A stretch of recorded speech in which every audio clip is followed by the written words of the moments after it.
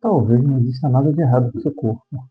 Talvez o único problema é que o Instagram hoje ele mudou a maneira como você consegue enxergar o que é um corpo feminino. Não só o Instagram, mas a rede social de maneira geral. O Instagram, YouTube ou qualquer outra. Hoje você entra no Instagram e você faz uma comparação automática com o que você vê. Se antigamente as mulheres já comparavam entre si, entre as pessoas que você conhecia do seu cotidiano, o que era normal, todo mundo se compara. Mas hoje você se compara com aquilo que você vê na internet. Então, em 5 minutos de tela você vê dezenas de corpos sempre na melhor luz, no melhor ângulo, na melhor pose, quando não estão editados, né? Só que o Instagram ele não representa a média do que é real do povo brasileiro. Então, você vai ver vários corpos sempre no pump, durante o treino, na melhor fase, no melhor momento daquela pessoa. Ninguém vai colocar um vídeo com aquele momento que você está com o físico não tão bom. Não, você vai colocar no melhor. Você terminou de treinar, o músculo está inchado, cheio de sangue, ótimo. Quando você está naquele lugar que te oferece a melhor luz, sempre buscando a melhor pose, a melhor modificação, sem falar nos procedimentos estéticos que a maioria fazem.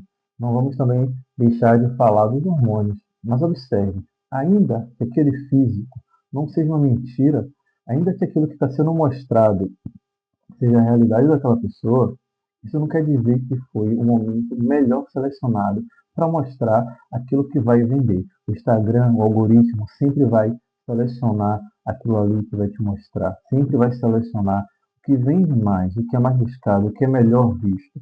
Só que essa amostragem, isso não é um recorte real do povo brasileiro, isso não é um recorte real da vida cotidiana. Então, não é justo que você se compare, acordou, se olhou no espelho, no seu físico normal, em um dia normal, na sua rotina comum de mulher, se compare com aquilo que tem de mais sofisticado na internet, que é o algoritmo mostrando aquilo que você muitas vezes deseja inconscientemente. O problema, então, não é a mulher que tem um corpo bonito postar isso, não é a pessoa que treina, que faz dieta, ou que faz procedimentos estéticos, nada contra. O problema não é essa pessoa publicar isso na internet. O problema é quando quem está assistindo começa a achar que aquilo ali é o novo normal, que aquilo ali é o natural, que é assim que todas deveriam parecer. A partir desse momento, pequenas alterações naturais do corpo feminino começam a ser tratadas como problemas graves. Então, uma celulite, um pouco de retenção de líquido, uma dobra, nada disso mais é aceitável. Então, um pouco de gordura aqui, outro pouco de gordura ali, começa a ser o grande mal do século. Afinal, se todas devem ser assim, se todas devem ser magras, esbeltas, se todas têm que ter a cintura muito fina, o quadril muito grande, então, se eu não tenho isso, eu não sou normal, eu não sou comum. Entenda, essa não é a realidade. Porque se a sua referência sempre vai ser o resultado mais impressionante que apareceu no seu feed, você nunca vai estar satisfeito. Sempre vai ter uma mulher mais magra que você, sempre vai ter uma mulher mais musculosa que você, sempre vai aparecer alguém com físico mais desenvolvido que você, seja uma qualidade de pele melhor, ou aquele músculo que você não consegue desenvolver, aquela cintura que você sempre sonhou. Sempre vai ter alguém com resultado mais impressionante. Então isso nunca vai ter fim, isso nunca vai terminar. Você sempre vai estar buscando essa aprovação, mesmo que ela seja de maneira invisível, mesmo que você não se pegue pensando nisso. A realidade é que você nunca vai se contentar com aquilo que você alcança. A meta sempre vai estar mais alta. O treino sempre vai ser punitivo, porque o resultado que você busca, a maioria das vezes, é inalcançável. E eu não digo que ele é inalcançável porque você não pode alcançar um resultado bom, e sim porque a métrica que você está colocando sempre vai subir, até o momento que se torna insustentável. Isso traz sérios riscos para a saúde mental da mulher. Hoje em dia, se você reparar, muitas evitam fotos, evitam roupas, evitam lugares públicos. Ah, isso torna-se cada vez mais perceptível, né? O fato de você querer mudar o seu corpo não quer dizer que você precisa odiá-lo para que essa mudança aconteça. Essa distorção constante que a mulher tem sobre a visão do seu corpo acaba tratando também o treino, né? Porque você vê mulheres comuns copiando o treino de influenciadoras, copiando o treino de atletas, sem levar em consideração o uso de hormônios, sem levar em consideração a suplementação cara que elas usam, sem levar em consideração a rotina que muitas vezes se resume a treinar, comer, descansar. Mas você, com uma vida comum, como é que você vai querer atribuir a si mesmo o mesmo treino, a mesma rotina, que muitas vezes é pesada? E o pior, muitas vezes a pessoa só copia a ficha de treino, mas a intensidade não é a mesma, a carga não é a mesma, até porque é difícil ter. A maioria das mulheres, não vou dizer a maioria, mas muitas, treinam de maneira submáxima. Então você vê que, embora elas olhem aquela dica, o melhor treino, os melhores exercícios para cada agrupamento, por mais que elas olhem o que essas influenciadoras fazem, quando você vai colocar no papel, quando você vai mensurar de verdade a intensidade, a sobrecarga, a progressão, a linearidade, você não encontra isso. A maioria não faz uma periodização de treinamento adequado, ela só copia o que a influenciadora está fazendo, ela só olha aquilo que a atleta postou no Instagram. Então, ela não tem algo que realmente é adaptado para si, para a sua realidade, e que provavelmente levaria ela até mais longe dentro desse resultado que ela busca, de ter um físico mais parecido com essa determinada influenciadora ou atleta que ela segue, entende? Então, ela faz do treino a punição da vida dela, ela faz do corpo, sabe, o ódio que ela tem, ela expressa isso na maneira que ela busca, de maneira insaciável, se parecer com algo que foi produzido, com algo que é vendido como um novo normal, mas acredite, não é. Está muito longe de ser. Então vamos lá. 2 pontos. Primeiro, o treino da mulher, ela não precisa ser um treino cor-de-rosa. Não precisa ser um treino, sabe, cheio de firula. Não precisa ser um treino que você trabalhe cargas mínimas. Não precisa ser um treino que você não progrida. Muito pelo contrário. Agora a questão que você tem que levar em consideração também é o seguinte: progredir carga em treinamento não quer dizer que todo dia você vai chegar, vai botar uma placa a mais. Que todo dia você vai chegar no agachamento e colocar mais 10 quilos.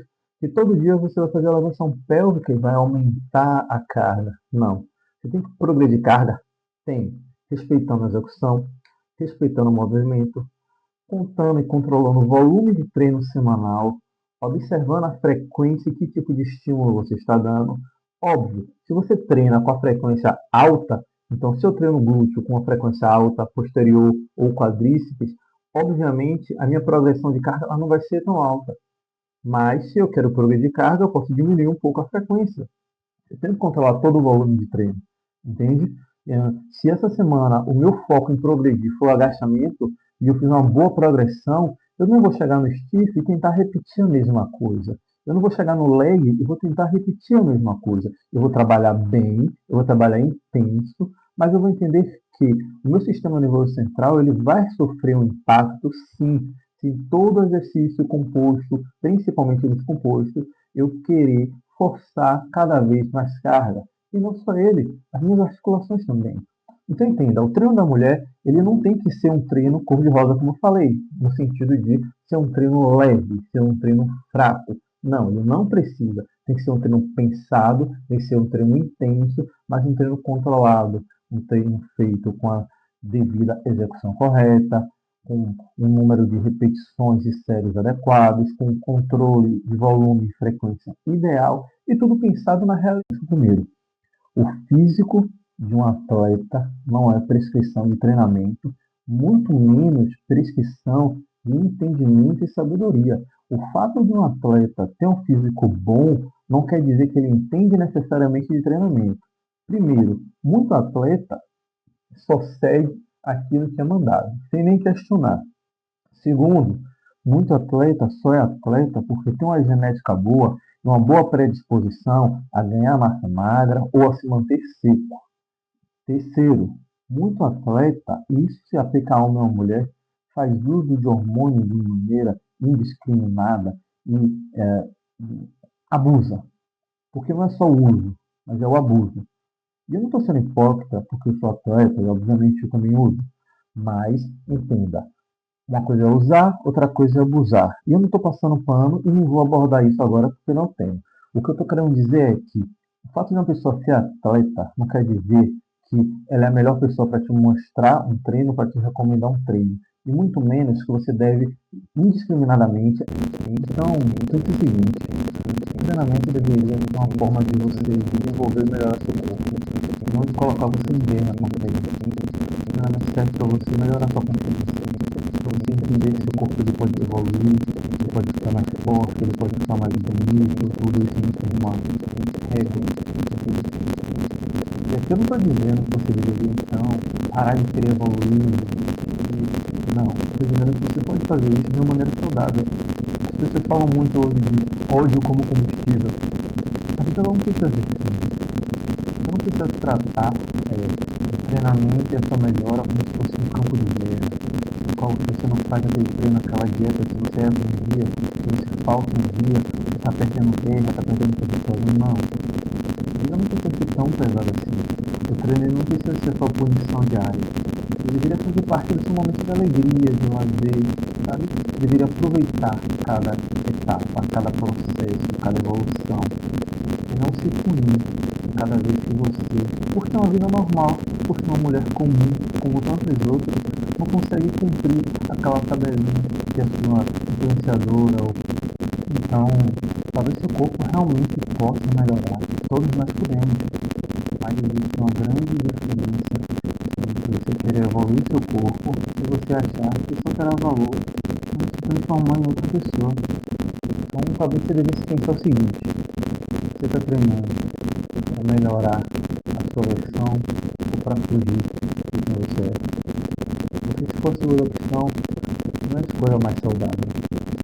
Se para você fez sentido esse vídeo, manda ele para alguém que você acredita que também precisa melhorar.